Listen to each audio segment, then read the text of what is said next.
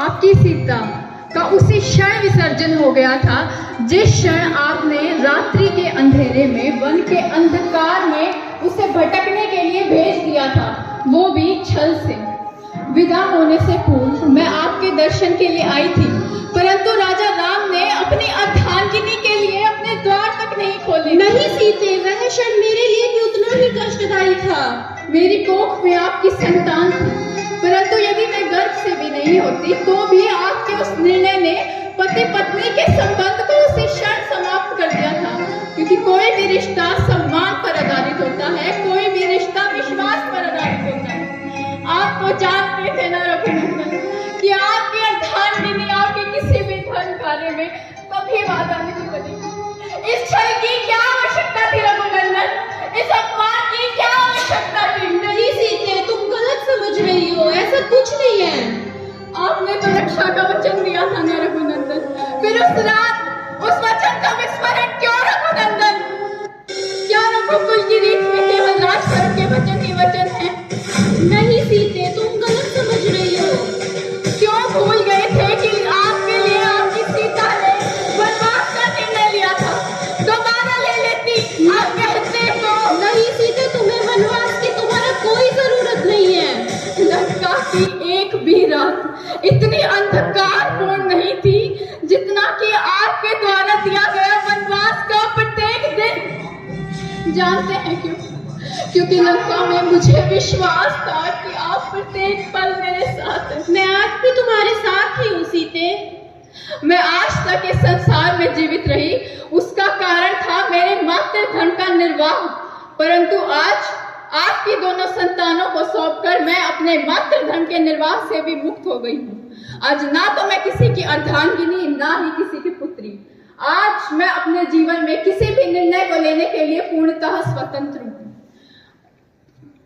ये समाज जिसने मेरे चरित्र पर संदेह किया, ये समाज जिसने मुझ पर लांछन लगाई, ये समाज जहां स्त्री के साथ अन्याय होने के बावजूद दोष स्त्री का ढूंढा जाता है, ये समाज जहां स्त्री का पक्ष जाने बिना ही उसे दंड दे दिया जाता है। नहीं सीते, तुम गलत समझ रही हो। इस समाज में मेरा बुढ़ा लौटना संभव नहीं है रघुनंदन, और यदि मैं आज आपके साथ अयोध्या वापस लौट जाऊंगी तो उन सभी पीड़ित सीताओं का क्या, जिनके दुख और कष्ट के प्रति सभी उपेक्षित हैं, उन्हें वापस लेने कौन आएगा रघुनंदन? आज ना तो मैं रघुनंदन की अर्धांगिनी, ना अयोध्या की रानी और ना ही लव कुश की माँ। आज मैं केवल एक स्त्री हूँ और अपने अस्तित्व की रक्षा करना मेरा प्रथम कर्तव्य है। और यदि मैं आज आपके साथ अयोध्या वापस लौट जाऊंगी तो ये अन्याय होगा उन सभी पीड़ित स्त्रियों के साथ जिन्हें ये तक नहीं पता कि उनका अपराध क्या था। इसलिए आज मैं जल, अग्नि, वायु, आकाश और पृथ्वी को साक्षी मानकर यह सौगंध खाती हूँ कि जिस धरती माता की कोख से मेरा जन्म हुआ, जिस वसुधा के कारण वसुधा कुमारी का अस्तित्व है, मैं भूमिजा सदा सदा के लिए उसी धरती माता की कोख में चली जाऊंगी। नहीं नहीं सीते, तुम ऐसा नहीं कर सकती।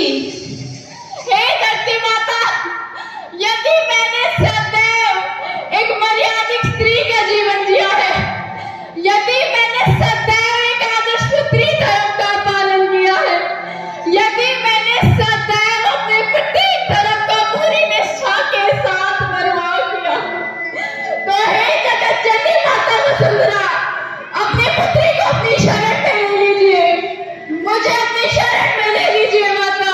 नहीं, मुझे अपनी शरण में ले लीजिए। नहीं सीते, ये तुमने क्या किया? इसमें तुम्हारा तो कोई दोष नहीं था, सारा दोष मेरा था। तुम मुझे कोई भी दंड दे देती सीते, परंतु तुम्हें ऐसा नहीं करना चाहिए था सीते। इसमें तुम्हारा कोई दोष नहीं था।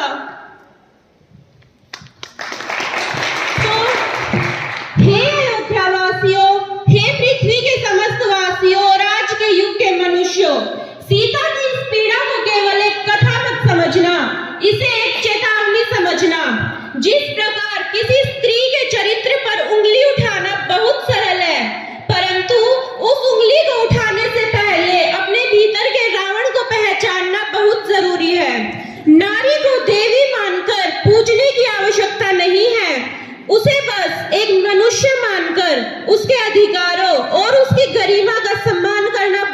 जरूरी है।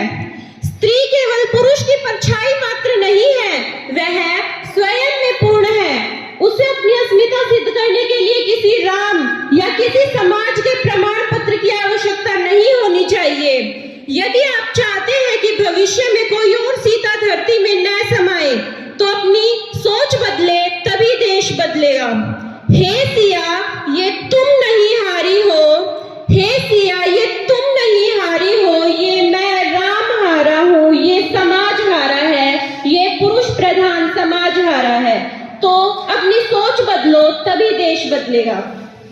प्रभु श्यामती रामचंद्र के